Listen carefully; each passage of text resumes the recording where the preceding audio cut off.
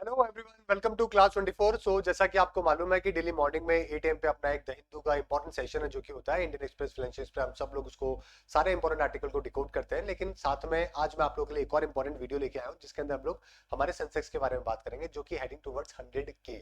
हम लोग 1 लाख के मार्केट तक जो है वो पहुंच रहे हैं और अभी रिसेंटली कल के दिन 75,000 है जो कि हम लोग पहुंच गए थे।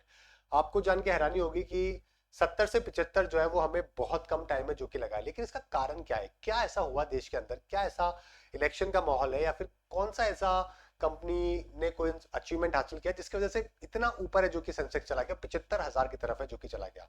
तो आज के इस सेशन के अंदर हम लोग सबसे पहले इंडियन स्टॉक मार्केट का इतिहास कवर करेंगे, जो हमारे की इवेंट हुए मार्केट में वो हम लोग कवर करेंगे। उसके साथ में रीजन भी देखेंगे कि ऐसा क्या हुआ कि आज के टाइम पे स्काई रॉकेट है जो कि हमारा मार्केट है जो कि हो चुका है। इसके बारे में हम लोग कई सारे रीजन पता करेंगे, मेजर कंट्रीब्यूटर कौन कौन रहे और 75,000 पहुंचने में हमारा इतिहास कैसे रहा, और लास्ट में हम लोग जीडीपी और सेंसेस को जो है वो हम लोग जो है कवर भी करेंगे। तो ये आज के हमारे पॉइंट होंगे जो कि हम आने वाले 10 से 15 मिनट में कवर करेंगे। सबसे पहले हिस्ट्री देख लेते हैं इंडियन स्टॉक मार्केट की। देखिए, इंडियन स्टॉक मार्केट का जो इतिहास है वो 1854 के अंदर स्टार्ट होता है। ठीक है, 1854 के अंदर दलाल स्ट्रीट के ऊपर एक परमानेंट लोकेशन के ऊपर हमने हमारा मार्केट है जो कि बनाया। बीएससी स्टैब्लिश किया गया। बॉम्बे स्टॉक एक्सचेंज एशिया का पहला स्टॉक एक्सचेंज था जिसने एक ब्रोकर स्टॉक ब्रोकर एसोसिएशन है जो कि बनाई थी। ये बात है 1854 की। उसके बाद में अगर हम लोग आगे बढ़े नियर बाय 102 साल बाद में बीएससी जो है वो फर्स्ट स्टॉक एक्सचेंज हो गया जो कि रिकॉग्नाइज किया गया सिक्योरिटी कॉन्ट्रैक्ट एक्ट के अंदर। ओके, और 1993 के अंदर नेशनल स्टॉक एक्सचेंज को भी रिकॉग्नाइज्ड है जो कि स्टॉक एक्सचेंज के तौर पे कर लिया गया। आज वैसे नेशनल स्टॉक एक्सचेंज ज्यादा बड़ा है कंपैरेटिवली बीएससी से, लेकिन जो है पहले स्टार्ट कौन सा हुआ था? बॉम्बे स्टॉक एक्सचेंज हुआ था। कुछ लोगों ने मिलकर जो है इसकी शुरुआत करी थी। स्टॉक एक्सचेंज के ऊपर सेकंड हैंड चीजों का जो अपने शेयर्स होते हैं उनको ट्रेड किया जाता है। समझ गए? सेकंड हैंड जो भी हमारे पास में शेयर होंगे जो कि आप ले चुके होंगे आईपीओ के टाइम पे, उसके बाद सबके पास जो भी शेयर होते हैं सब एक दूसरे को बेचते खरीदते हैं। तो एक तरीके से एक सेकंड हैंड मार्केट होता है आपके शेयर एंड शेयर को परचेज और सेल करने का। उसके बाद में 2000 के अंदर जो है वो इंटरनेट ट्रेडिंग की शुरुआत हुई, डेरिवेटिव्स की शुरुआत हुई, हमने इंडेक्स के फीचर एड ऑन करे और डेरिवेटिव ट्रेडिंग की भी शुरुआत है जो कि 2001 के अंदर हमने कर दी। ऑलराइट, अगर 1830 की मैं बात करूं तो सबसे पहले कॉर्पोरेट शेयर जो स्टार्ट हुए ट्रेड होना वो बॉम्बे के अंदर स्टार्ट करे गए, है ना। सबसे पहले बैंक और जो कॉटन थे ना उन्हीं के ट्रेड है जो कि स्टार्ट करे गए थे। उसके अलावा 1850 के टाइम पे जो है कुछ ग्रुप ऑफ ब्रोकर्स थे, उन्होंने मुंबई के हरिबन साइकिल के ऊपर जो है वो काम करना स्टार्ट किया। उसके बाद में दलाल स्ट्रीट का फॉर्मेशन हुआ 74 के टाइम पे। दलाल स्ट्रीट प्रॉपर वैसे तो खैर 54 पे इन्होंने काम करना स्टार्ट कर दिया था, लेकिन मेजर जो एंटायर इंडियन फाइनेंशियल सेक्टर जो वॉल स्ट्रीट इंडिया का बना वो 1874 में जाके बना। 75 के अंदर कुछ ग्रुप ऑफ ब्रोकर्स ने the native share and the stalkers association है जो कि बनाई और स्टॉक ब्रोकर्स एसोसिएशन का फॉर्मेशन बनाया, जिसको आज के टाइम पे हम लोग नॉर्मली बीएससी या फिर बॉम्बे स्टॉक एक्सचेंज है जो कि कहते हैं। जब ये नाम रखा गया था उस टाइम पे इसका ओरिजिनल नेम था native share and the stock brokers association, ये इसका ओरिजिनल नेम था जो कि बाद में बीएससी बना। इसके बाद 1977 में धीरू भाई अंबानी की जो रिलायंस कंपनी है उसने टेक्सटाइल और पेट्रोकेमिकल के अंदर अपना इंटरेस्ट दिखाया।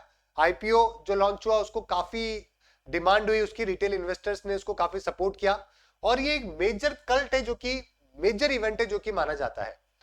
उसके बाद 1986 के अंदर बीएससी सेंसेक्स जो 30 शेयर इंडेक्स है हमारी टॉप कंपनीज के वो स्टैब्लिश किया गया। 78 79 को बेस ईयर माना गया, बेस वैल्यू 100 है जो कि ली गई। उसके बाद में 1992 में एनएससी स्टैब्लिश किया गया, फर्स्ट इंडियन एक्सचेंज बना जो कि मॉडर्न और fully automatic based electronic trading system है जो कि कर रहा था। उसके बाद में अगर हम लोग बात करें स्टॉक एक्सचेंज सेंसिटिव इंडेक्स जो है इसको फुल फॉर्म है जो कि हम लोग सेंसेक्स की मानते हैं, है ना। सेंसेक्स का मीनिंग ये होता है जो स्टॉक मार्केट है जो 30 लार्जेस्ट और मोस्ट एक्टिव जो कंपनीज है उनका एक स्टॉक उनका एक इंडेक्स माना जाता है ना। हम लोग इसको एक तरीके से बेंचमार्क इंडेक्स है जो कि हमारे इंडिया इक्विटी मार्केट का मानते हैं। अब आप देखोगे अगर जर्नी हमारे मेजर मेजर इवेंट के टाइम पे स्टॉक मार्केट की कैसी रही, तो सबसे पहले अगर आप देखोगे 1989 के अंदर पहली बार ऐसा हुआ था आज से 34 साल पहले, जब 1000 पॉइंट है जो कि पहुंचा था सेंसेक्स। समझ गए? उसके बाद अगर आप देखोगे तो कुछ साल के बाद में इसको जो है मुंबई और बीएससी की खुद की अपनी बिल्डिंग बनी। उससे पहले 1991 में हर्षद मेहता का स्कैम भी हुआ, जब काफी सारे प्रॉब्लम थी। उससे पहले मनमोहन सिंह जी ने ना लिबरल बजट पेश किया था। ओके, उसके बाद में एनडीए की गवर्नमेंट गिर जाती है, यूपीए वापस से मनमोहन सिंह जी नए प्रधानमंत्री बनते हैं, है ना। गुजरात के अंदर अर्थक्वेक आता है, टेक्नोलॉजी बूम के बाद में 5000 पॉइंट के ऊपर है जो कि हमारा सेंसेक्स पहुंच जाता है। उसके बाद में अगर आप देखोगे 10,000 का जो पॉइंट है हमारा जो पहुंचा, ये हमारे 2004-5 के टाइम पर है जो कि 10,000 के आसपास पहुंचा यूपीए। उसके बाद कुछ ही साल बाद अगर आप देखोगे 20,000 पहुंच गया, और धीरे धीरे अगर आप देखोगे सेंसेक्स ने 30,000 क्रॉस किया, और ये जो क्रॉस किया था ये 2015-16 के टाइम की बात है जब 30,000 क्रॉस हुआ, और आज 75,000 से ज्यादा पहुंच चुका है। तो पिछले 10 सालों के अंदर जो है वो अगर अगर आप देखोगे तो स्टॉक मार्केट 50,000 से नियर बाय 75,000 के भी ऊपर है जो कि पहुंच चुका है। इनफैक्ट उससे भी ज्यादा 2014 के टाइम पे अगर आप देखोगे, ठीक है, तो उस टाइम पे नियर बाय 25,000 के आसपास था स्टॉक मार्केट। तो 25,000 से 75,000 की जर्नी है जो कि पिछले 10 सालों के अंदर जो है इंडियन मार्केट ने कवर करी है। ओके, 30,000 पे कवर हुआ, कुछ ही साल बाद 40,000, कुछ ही टाइम बाद 50,000। कोविड से पहले जो है वो 50,000 के आसपास था, और उसके बाद में जो है कई बार सेटबैक भी हुआ, जीएसटी इंप्लीमेंट हुआ, डिमोनेटाइजेशन हुआ, लेकिन मार्केट बहुत तेजी से ग्रो करता चला गया।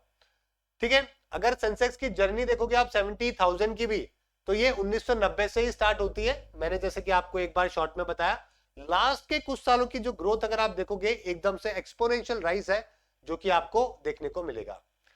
ओके, 2021 के अंदर जो है वो 60,000 पॉइंट के ऊपर है जो कि पहुंच चुका था, है ना, ड्यूरिंग द कोविड लॉकडाउन। ये एक बहुत बड़ा जंप था कोविड के बाद में।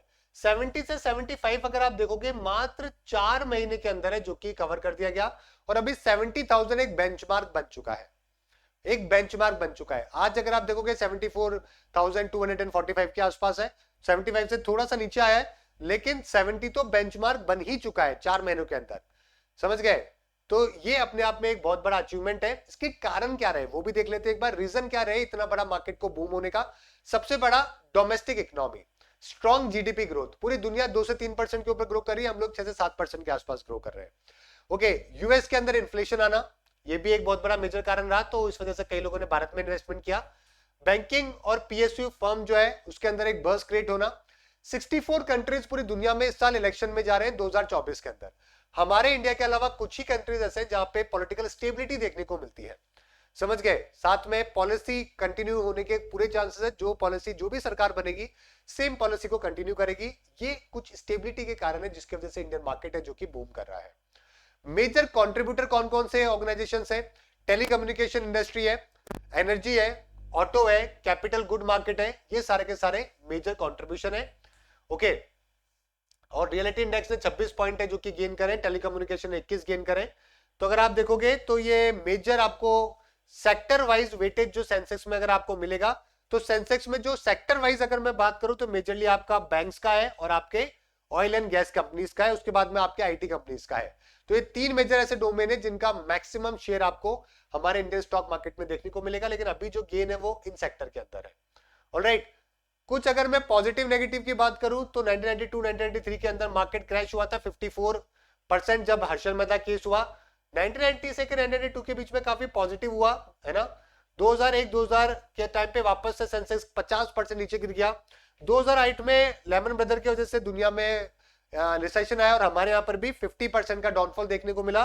2020 के अंदर जो है कोविड के टाइम पर भी मेजर डाउनफॉल देखने को मिला। इसी टाइम में 1999 से लेकर 2000 की बात करें तो उस टाइम पे .com का बूम आया, उसके बाद कंपनीज बहुत आगे बढ़ी। 4 से लेकर 8 तक मार्केट बहुत बड़ा, 13 से लेकर 20 तक बहुत बड़ा, और अभी कोविड के बाद में भी मार्केट बूम कर रहा है। तो ये जहां पे मार्केट क्रैश हुआ, है ना, बुल एंड बेयर मार्केट के बारे में हम लोग बात कर रहे हैं। सेंसेक्स वर्सेस जीडीपी देखोगे कि दोनों का क्या इक्वेशन रहता है, तो जैसे जैसे आपका सेंसेक्स बढ़ता है वैसे वैसे आपकी जीडीपी भी बढ़ती है। जीडीपी कांस्टेंट प्राइस जो है आप करोड़ों के अंदर रुपीस में आपको देखने को मिलेगी। 1.5 लाख करोड़ के आसपास जो है ना यहाँ पे ग्रोथ कर रहा था हमारा सेंसेक्स, तब जाके हमारे यहाँ पे जीडीपी भी ग्रोथ कर रही थी। तो दोनों के ही ग्रोथ आपको यहाँ पे देखने को मिलेगी। जैसे जैसे मार्केट बढ़ता है वैसे वैसे जीडीपी भी बढ़ती है। जरूरी नहीं है, कई जगह पे देखोगे तो यहाँ पे आपका जीडीपी बढ़ रहा है लेकिन यहाँ पे आपका सेंसेक्स नीचे चला गया, लेकिन वो कुछ स्पेशल कंडीशन ही होती है, वरना मेजरली दोनों साथ में ग्रो करते हैं।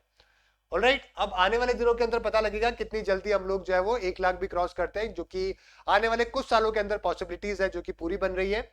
25,000 हम लोग पहुंचे 2014 तक, 10 सालों के अंदर हम लोग 75,000 पहुंच गए। मेजर कंट्रीब्यूटर जिसने सबसे ज्यादा पैसा कमा के दिया मार्केट में, टॉप सेंसेक्स गेनर की बात करूं मैं तो रिलायंस के शेयर 577% ग्रो हुए। अगर आप 1 लाख रुपए लगाते तो आपको 5 करोड़, 5.5 करोड़, 6 करोड़ के आसपास है जो कि मिल जाते हैं पिछले 10 सालों के अंदर। इसी प्रकार से मारुति की बात करें 550%, आईसीसीआई बैंक है, एचएलसी और एलएनटी है।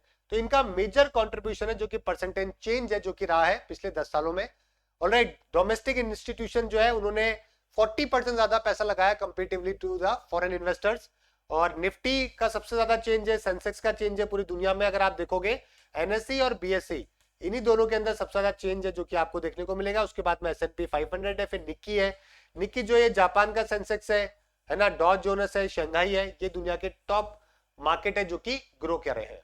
ऑलराइट, तो ये था आज का आपका इंपॉर्टेंट सेशन। होपफुली आपको इंडियन सेंसेक्स या इंडियन स्टॉक मार्केट के बारे में काफी चीजें पता चली होगी, क्या कारण रहा, हम लोग कौन सी कंपनी ने गेन किया, क्या पॉजिटिव रहे, क्या नेगेटिव रहे, कब हमारी हिस्ट्री के अंदर इंडियन स्टॉक मार्केट की शुरुआत हुई, कौन सबसे ज्यादा गेन है जो कि करके रहा, कौन सी इंडस्ट्री में सबसे ज्यादा गेन रहा और उसके कारण क्या है। ऑलराइट, तो उम्मीद करता हूं कि वीडियो आप शेयर करेंगे। साथ में मेरे करंट अफेयर और जीके के कोर्सेज आपके पास क्लास 24 पे अवेलेबल है, जहां पे आप मेरे जीके और करंट अफेयर कोर्सेज को ज्वाइन करके अच्छे तरीके से अपने एग्जाम की प्रिपरेशन जो कि कर सकते हैं। आज के लिए इतना ही। Thank you everyone, goodbye and have a nice day.